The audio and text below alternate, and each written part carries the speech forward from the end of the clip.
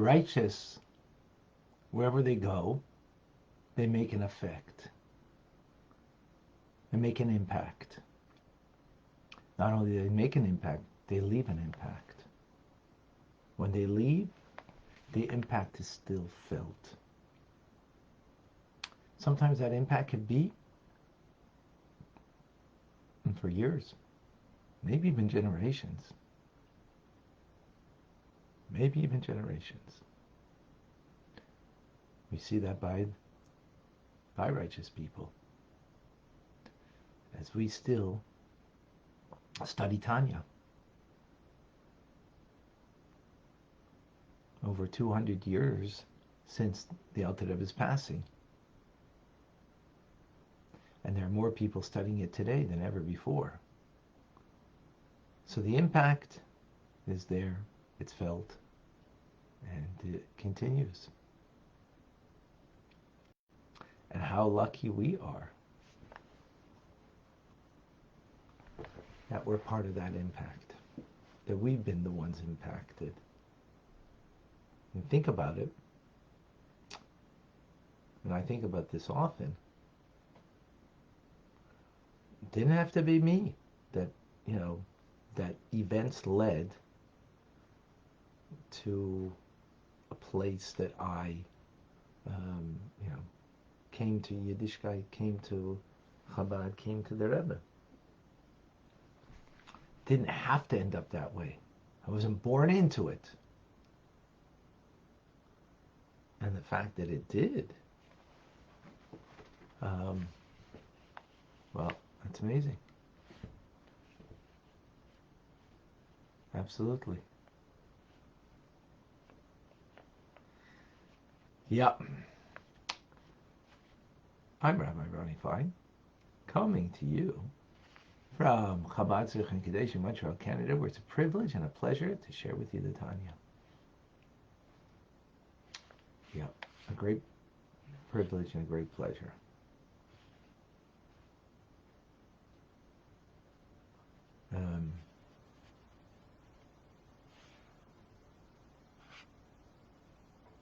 For some reason I can't do it on Clubhouse, but we're here. We are here together on Facebook, on Instagram. Baruch Hashem. So, I want to say l'chaim, good tavoch, and l'chaim, to life. Life is what we make out of it, and what we've been given. We've been given Tanya to make life very different, very uplifting, meaningful, sweet. So we all have struggles, but if you learn Tanya, you should feel the sweetness of life. Learn Tanya, you should feel the power of life, of your life, l'chaim. Okay.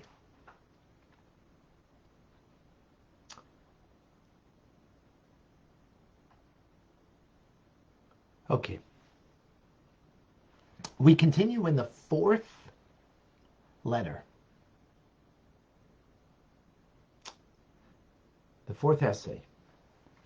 In this essay, we're comparing the difference between human and divine, if you will. What's divine is a performance of a mitzvah. That's the works of God.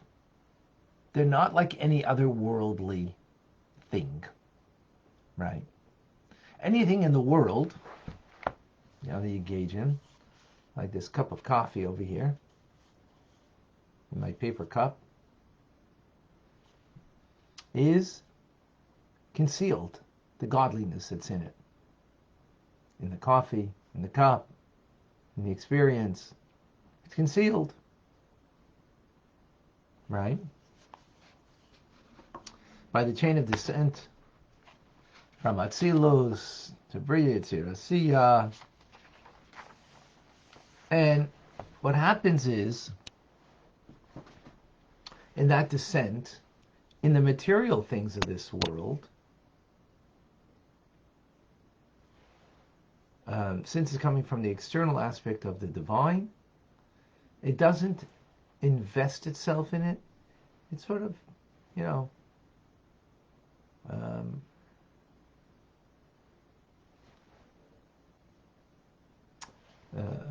encompassing in a sense, in the sense that therefore we can't comprehend and appreciate the divine. But a mitzvah object, like an esrog, which we use on the holiday of Sukkot, right? Godliness does vest itself in it. And therefore, by holding on to that esrog on the holiday time, we are grasping, engaging, holding on to the divine itself.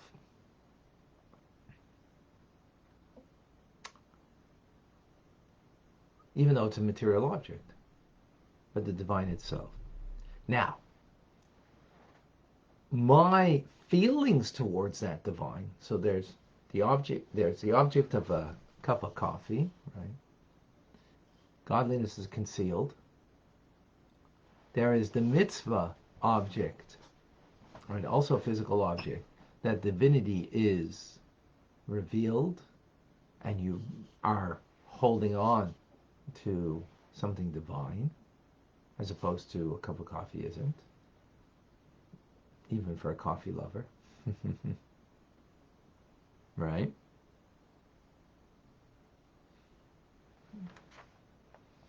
How about my appreciation and my feelings towards that esrog that is divine? That also only touches the external of God, not the core essence of God.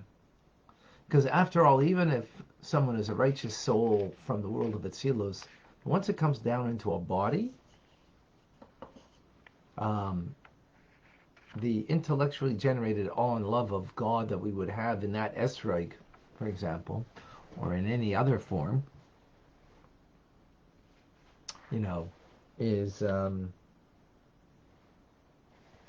is you're not grasping the divine itself, the essence of the divine, but rather the fact of it, the externality of it. Now, the Torah does say about Moses that you will see my hind part. Well, seeing, it's like I see the cup. I see the physical cup. I'm seeing the essence of it. So he's seeing the essence of the divine. But we're saying a soul in a body doesn't have that capability through their understanding of the divine, and that should bring them to even feelings towards the divine. But here the verse says that you will see my backside, and you will see, seeing is seeing the essence. So there, it's speaking about prophecy. So prophecy, that's different. Prophecy is coming into contact with the divine itself, the essence of the divine. Right? So, we have a regular physical object. It's only the existence of the divine. And therefore we know that there's a creator. But that's it. But we're not engaged with the core essence of the creator through the physical object. But the physical object of a mitzvah, yes. We engage with the core essence of God. My feelings towards that esrog? No, I don't have a connection, a relationship to the core essence of God. Because it's my understanding. Except if it was prophecy. A prophet has a connection to the core essence of God.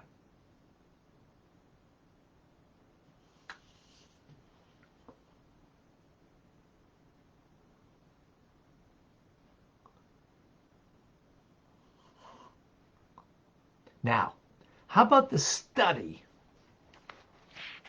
of the esrog? That's also intellectually motivated. It's not the act of doing the mitzvah. So there too, the relationship you have is the core essence of the divine. You're knowing God himself by studying and knowing the laws of the esrog. You're attached to the core essence of God, not to the mere fact of God.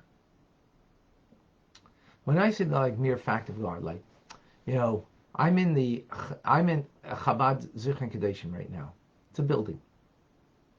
And I know by looking at this building that there is someone who built it.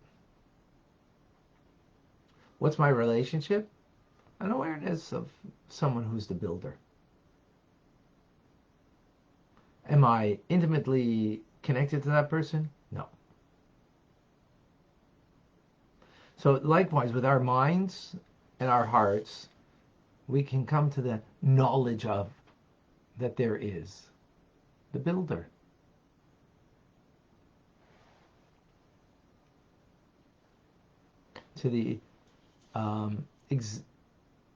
But through the mitzvah, I am intimately bound up to that, to the Creator. Now, how about the study of the law of the esrog or anything else? Or the mystical component of it? There says the Alter Rebbe, likewise, we're bound up with the essence of God. Because through that study, we are coming to know Him. Not something about Him. Like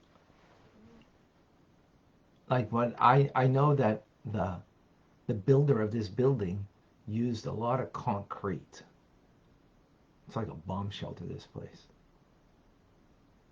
If there's ever any kind of missile attack in North America, come here. You'll be saved.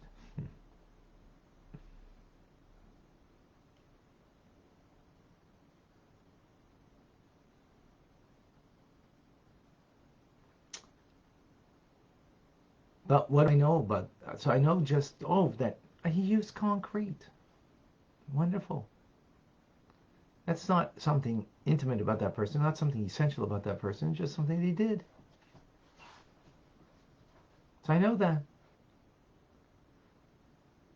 So that's what we can know of God, except when we're studying His Torah, or His understanding of what esrog is, or any other mitzvah, then we are getting the core essence of Him. Whether it's the laws, or even more so when it comes to the mystical study.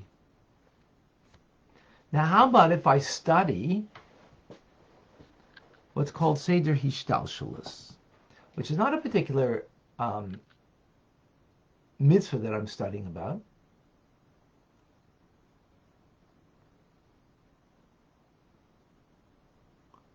It's not about a particular mitzvah. By the way, Mashiach comes now. He's going to find us learning Tanya rather than doing something foolish.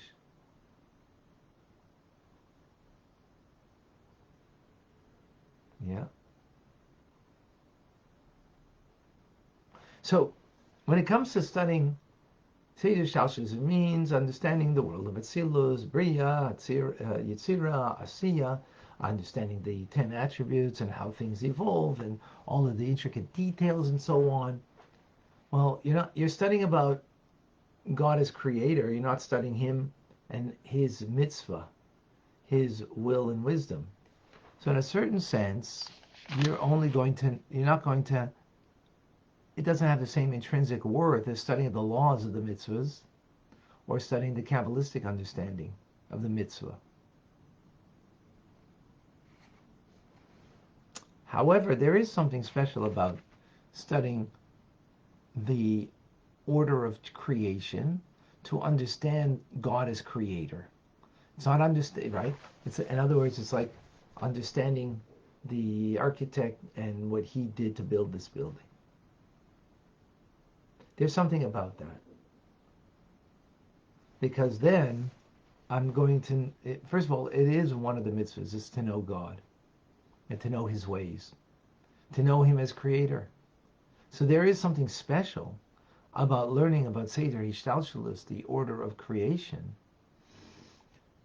the worlds and the, the divine attributes and so on, even though it's not inherently valuable in the sense, not inherently valuable,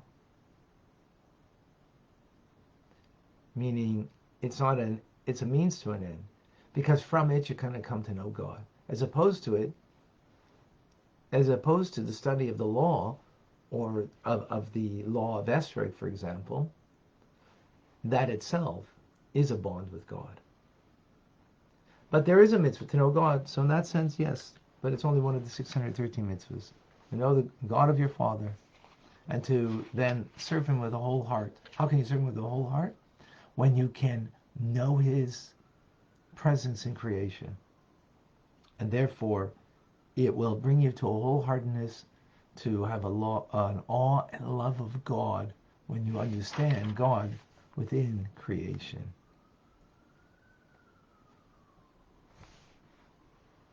And ultimately, that is the ultimate purpose, is that it should become aware of God within creation.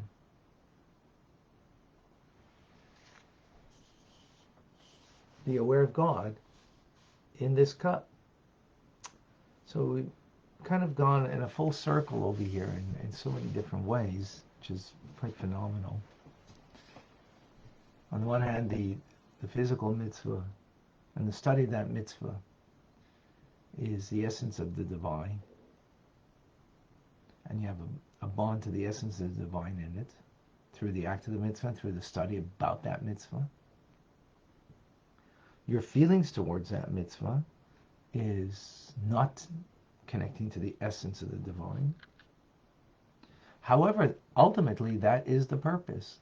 And therefore, by appreciating and knowing God through the act of creation, on how this cup becomes a cup, and that therefore we're in awe of creation, that's an awesome thing. So every angle, there's something. Chai, chai. A reminder, Torah studies tonight at 6:30, TRC at 8 p.m. Any questions, any comments?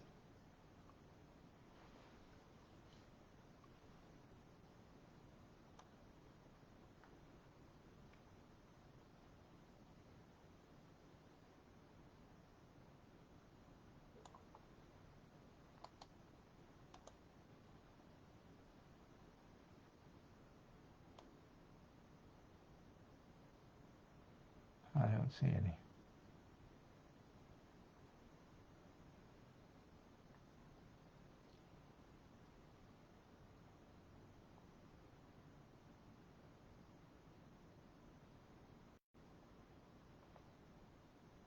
Oh, John. Did Moses apprehend the Mohus at Mount Sinai in the cloud? And was he divested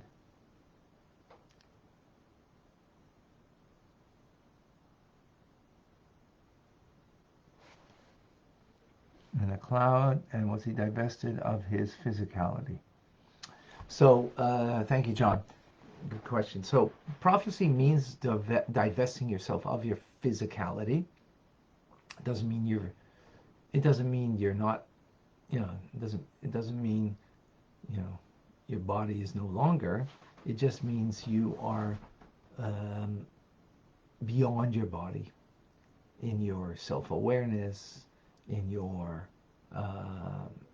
you know, kind of being. And that's, you know, with the purity and holiness of the individual beforehand, that allows them to perceive in prophetic vision. So yes, Moses on the top of the mountain, absolutely. The 40 days and 40 nights that he was there 3 different times, he was that way. And the truth is, it was probably at all times.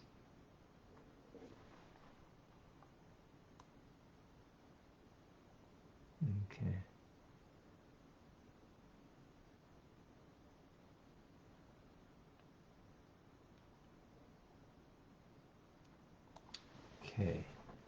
Annie has a question on Instagram. Okay.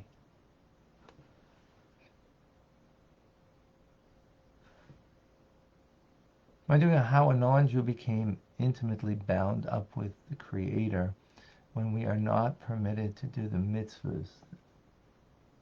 Okay, good question. So first of all, there are 7 Noachide laws for a non-Jew. So that's, their command. This needs more deeper understanding of the unusual nature of what a mitzvah is, of the 613 commandments. It's very counterintuitive, because the nature of the world is that everything is a means to an end. So for example, when you can understand God as creator and then understand how this cup, how this evolved from, Atzilas to Bria, Yetzirah, and Asiya, the worlds, and from, the level of the divine, and so on and so forth, then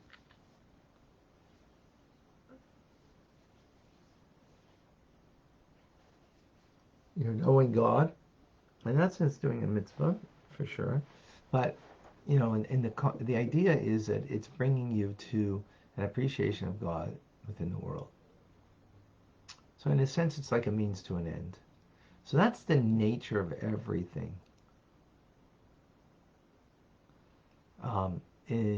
That's part of the world. Everything's a means to an end. And if you look at your own life, at our lives, very few things we do as literally as an end in themselves. And even when we do them for the end in themselves, usually, like you might just sit and veg out just for, to be relaxed. And for that, you just want, to be comfortable. So that might be an end in itself. You just want comfort. You want pleasure. Right,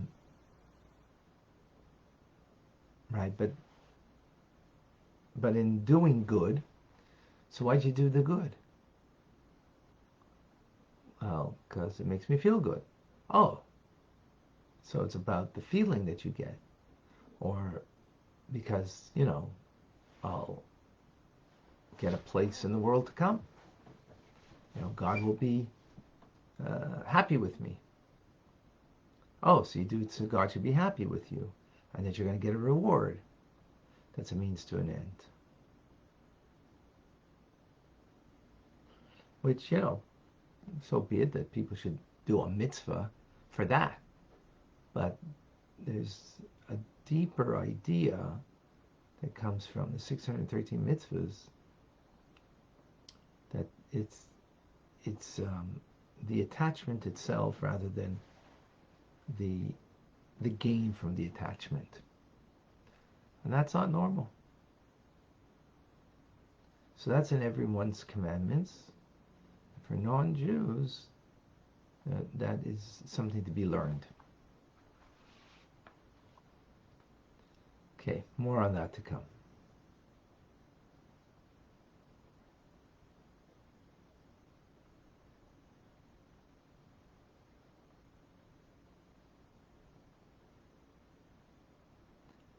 Okay, I think that's it. Okay, Rambam coming up. Thank you, Annie. Thank you. I hope that was clear. All right. Again, a reminder, 6:30 tonight. It's going to be on Facebook, Chabad ZK, and also on Zoom, 770 twice, 6085. Is the Zoom address for 6:30 Torah studies. And for those who are part of the Tanya Rabbi community, at 8 o'clock we're going to have a session. I'm Rabbi Ronnie Fine, coming to you for Chabad Zurich and Kadesh, Montreal, Canada. It's a privilege and a pleasure to share with you the Tanya. Have an amazing, great day. Thank you for joining.